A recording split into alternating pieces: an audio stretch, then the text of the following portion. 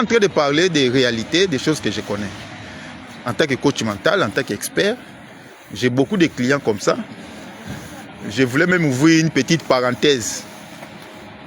Parce que j'ai suivi que nos autorités ont annoncé que les histoires de kidnapping sont des rumeurs.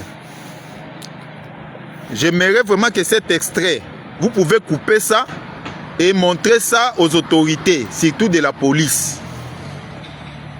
Que le coach mental, Dr Julius Elumba, expert dans le mental, j'ai des clients qui ont été kidnappés. J'ai des clientes kidnappées après le kidnapping. C'est-à-dire, moi, je ne parle pas des rumeurs, moi, je ne parle pas de la visualisation. Non, c'est vrai. En criminologie, il y a ce qu'on appelle l'imitation. Il y a les imitateurs. Il y a les gens qui vont faire les simulations, les simulateurs. Ça existe en criminologie. Il voit quelque chose en vogue, tout le monde fait ça, il y a ça. Lui aussi, il va simuler ça. Il va imiter ça. Ça, c'est vrai. Les simulateurs, les imitateurs, il y en a. Mais moi, je vous confirme, je suis coach mental, c'est mon travail. J'ai des clients qui ont été kidnappés, qui souffrent de ce qu'on appelle stress post-traumatique. Coupez cet extrait, envoyez ça aux autorités du pays. J'ai un confrère médecin de ma promotion qui a été kidnappé. Relâché après avoir payé, aujourd'hui, il n'arrive même pas à travailler. Il a des problèmes de stress post-traumatique. Je ne parle pas des ovnis, je parle d'un confrère médecin de ma promotion, 1996, à l'université de Kinshasa. Un collègue de ma promotion, il a été kidnappé. Et aujourd'hui, il est dans des problèmes. La fille d'un collègue de ma promotion, il est médecin comme moi, il travaille à l'OMS. Sa fille a été kidnappée à l'ISAM. À la sortie de l'ISAM, sur 24 heures, elle a pris un taxi, il y avait même 2 filles à l'intérieur. On l'a kidnappée. On l'a amenée dans une grande maison, il y avait plusieurs chambres, il y avait plusieurs kidnappés. Les jours qu'on l'a libérée, on l'a amenée dans une Jeep, une voiture Jeep. Imaginez qu'on l'a kidnappée dans une voiture taxi qu'on appelle IST, mais lorsqu'on l'a libérée, c'était dans une Jeep. C'est que les kidnappeurs là sont organisés, ils ont des bâtiments, des maisons avec des chambres, ils amènent des gens, ils accèdent, ils ont l'argent. Ils utilisent des voitures et des jeeps, ils ont des maisons avec plusieurs chambres. Et ça, ce n'est pas des rêves. Je suis en train de parler de mes clients. Même si je ne peux pas les dévoiler, mais je vous dis, le kidnapping peut être imité, peut être simulé, mais c'est une réalité. Moi, j'ai des clients qui ont été victimes de kidnapping. Mon travailleur, mon collaborateur, il est régisseur. Il a été kidnappé à l'IPEN. Après son travail, il est allé mettre les vidéos aux antennes. Là, vous voyez, aux antennes, là où on met les vidéos dans des distributeurs. Parce que c'est lui qui fait le montage et tout. Il est allé là-bas. Au retour, il a été kidnappé. Pendant 3 jours, tabassé, blessé. Il a été jeté vers Mitendi là-bas. À côté de l'Orivoire Kinshasa là-bas. Il a été jeté là-bas, blessé, kidnappé. Mon travailleur. Je peux même vous donner son nom et son numéro. Tous les gens que je parle, ce n'est pas des virtuels, c'est de la réalité. Le kidnapping, ça peut être imité, ça peut être simulé. Ça, c'est des exceptions, mais ça existe. Ma belle-sœur, je ne parle pas de... Non, ma belle-sœur, la petite sœur de ma femme, a été kidnappée aux galeries présidentielles.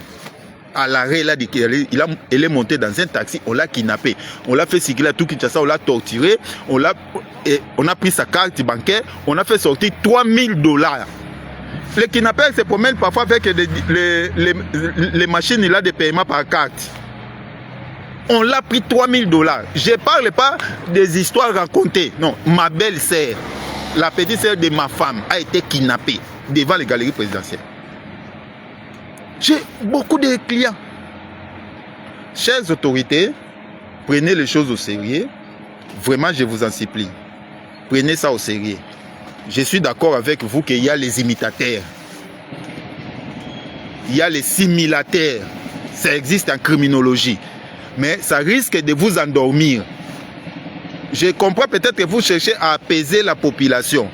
Mais il faut savoir utiliser un langage approprié. Ça, c'est comme si vous êtes en train de traumatiser les gens qui ont été kidnappés. Alors que nous qui les soignons, nous qui les accompagnons, Nous sommes en train de chercher des solutions pour les aider. D'ailleurs, l'État n'a aucune structure pour recevoir ces gens. Les gens qui ont violé, à un moment donné, on niait le viol. Aujourd'hui, on accepte le viol parce qu'il y a des centres de référence où on peut amener quelqu'un qui a été violé. Mais les kidnappés, on va les amener où? Et c'est nous qui les recevons. Moi, je reçois les gens qui ont été kidnappés. J'ai des clients, je ne parle pas en l'air. Vous me connaissez? Je suis docteur en médecine. C'est que j'ai prêté le serment d'Hippocrate. Je suis coach mental. Il y a des gens qui sont kidnappés. Je le confirme parce que j'ai des clients qui ont été kidnappés. Je viens de citer ici, j'ai un travailleur, mon travailleur moi, qui a été kidnappé. Mon confrère à moi, docteur, qui a été kidnappé. La fille de mon docteur, d'un des collègues docteurs, qui a été kidnappé. La petite sœur de ma femme, ma belle-sœur, qui a été kidnappée. J'ai autant d'exemples. Je ne rencontre pas des choses à l'air. Je ferme cette parenthèse. Vous pouvez couper ça, envoyer ça aux autorités qui changent de langage. J'ai écrit un livre pour nos autorités. Bon, malheureusement, la majorité des gens ne lisent pas. Mais je sais quand même qu'il y a maintenant des ministres qui lisent et qui m'écrivent. J'ai écrit un livre, c'est sur Amazon. Langage axé sur les résultats. Chers commandants de la ville, chers commandants des commissariats, des sous-siates, commandants de la police, de l'armée, bourgmestre, maire de la ville, ministre, allez lire mon livre, Langage axé sur les résultats, pour apprendre comment bien communiquer positivement. Je ferme cette parenthèse. Je crois que j'ai contribué aussi. Si vous avez été victime de kidnapping, contactez-moi. Contactez-moi. Si vous connaissez quelqu'un de la famille qui a été victime de kidnapping, je vous dis, après le kidnapping, il y a des problèmes, il y a des séquelles. La fille de mon collègue qui a été kidnappée à l'ISAM, elle a eu du mal pour reprendre les cours. Elle avait même peur pour sortir dans la rue. Une fois, elle est sortie dans l'avenue, elle a vu seulement 2 garçons passer comme ça. Elle a fui pour rentrer vite dans la maison. Et la famille était paniquée, elle a commencé à trembler. On lui a dit, qu'est-ce qu'il y a? Oh non, j'ai vu 2 personnes qui sont passées comme ça. Elle a dit, mais si tu vois 2 personnes passer dans la rue, ça devient... Non, je ne vais pas vous donner un cours ici de stress et post-traumatique. Je vais en parler une autre fois. On peut organiser notre coaching pour que je vous parle de ça. Je profite pour saluer mon fils aîné, El Shaddai, Omango coach. Je vous salue, ma Julia. Ma marraine, je vous aime beaucoup, je vous salue. Mystérieux Mango, nous sommes ensemble. C'est pour dire que cette histoire de kidnapping, c'est vrai. On a trouvé peut-être 2 ou 3 filles qui ont simulé, qui ont imité. C'est normal. En criminologie, les policiers ont étudié la criminologie. En criminologie, il y a des imitateurs. Il y a des simulateurs. C'est pour cela, moi je reproche les journalistes qui détaillent les scènes, qui donnent comment est-ce que les choses devraient être organisées. J'ai suivi un journaliste faire une émission où il expliquait comment un autre journaliste qu'on vient d'arrêter là. Il y a un journaliste qu'on vient d'arrêter.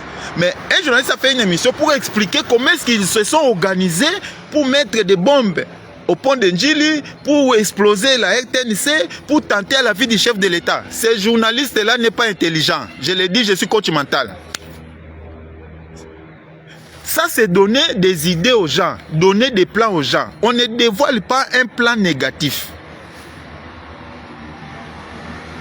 Lorsque vous dévoilez un plan d'assassinat, vous donnez une idée à d'autres personnes qui vont chercher même à les perfectionner, qui vont trouver les erreurs, les fautes, dire non, ils ont voulu faire ça, mais moi je peux faire ça.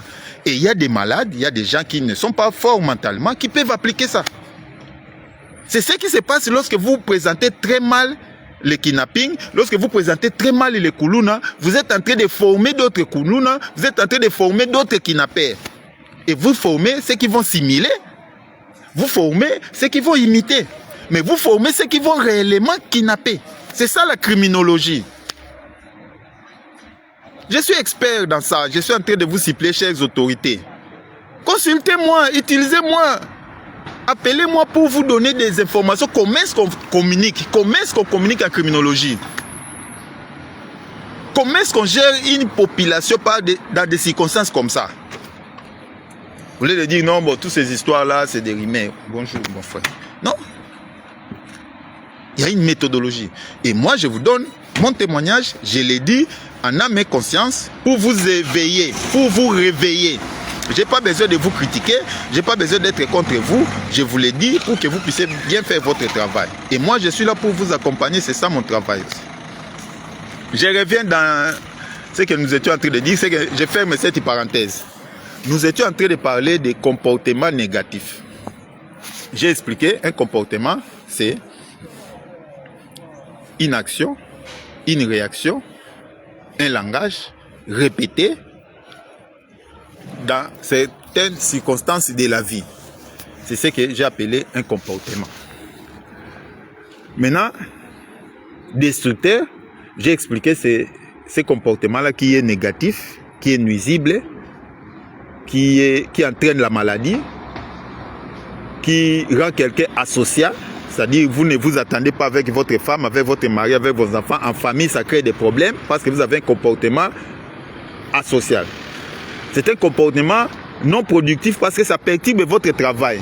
À cause de ce comportement, vous avez des conflits au travail avec tes collègues, avec les chefs, avec les subalternes. À cause de ces comportements, vos affaires ne marchent pas. Vous n'êtes plus productif.